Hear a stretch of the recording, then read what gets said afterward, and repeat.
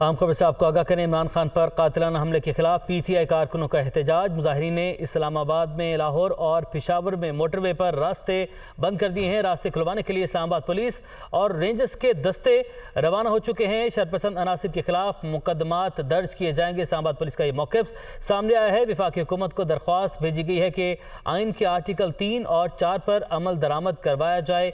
सूबाई हुकूमतों को हिदायत जारी की जाए कि मोटरवे और एयरपोर्ट के रास्ते खुले रखे जाएं। वफाकी पुलिस का ये मौक़िफ़ सामने है। कमरुल मुनव्वर हमारे साथ मौजूद हैं। कमरुल मुनव्वर बताएगा अब क्या इक़दाम उठाए जा रहे हैं वफाकी हुकूमत की जानिब से? जी, मुजाहिरीन ने ये लाहौर और पेशावर मोटरवे से जो इस्लामाबाद की तरफ आने वाली ट्रैफिक है इसको मुकम्मल तौर पर ब्लॉक कर दिया था और ब्लॉक करने के बाद अब यहाँ पर टायर जलाए गए उनकी जानिब से, जिसकी वजह से जो मोटरवे से इस्लामाबाद को आने वाला रास्ता वो तो मुनक़ता हो चुका है। पुलिस की भारी नफरी जो है वो अभी रवाना की गई है, जिससे जो एयरपोर्ट रोड को खुलवाने की कोशिश करेगी। गुज़श्ता रात ही इजलास में ये फैसला किया गया था कि एयरपोर्ट रोड को आर्टिकल 3 और 4 के तहत बंद नहीं किया जा सकता। इसी वजह से एयरपोर्ट से आने वाले रास्ते को खुलवाना जो है वो जरूरी है।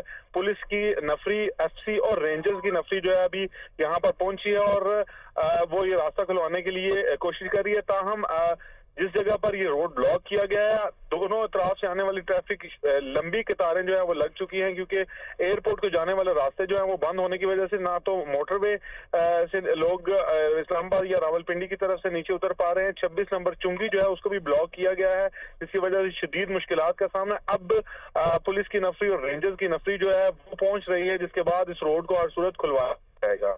पुलिस और रेंजर्स की नफरी यहाँ पर पहुंच रही है ताकि इस रोड को खुलवाया जा सके। आपने अपडेट किया कमरुल मुनव्वर, आपका बहुत शुक्रिया।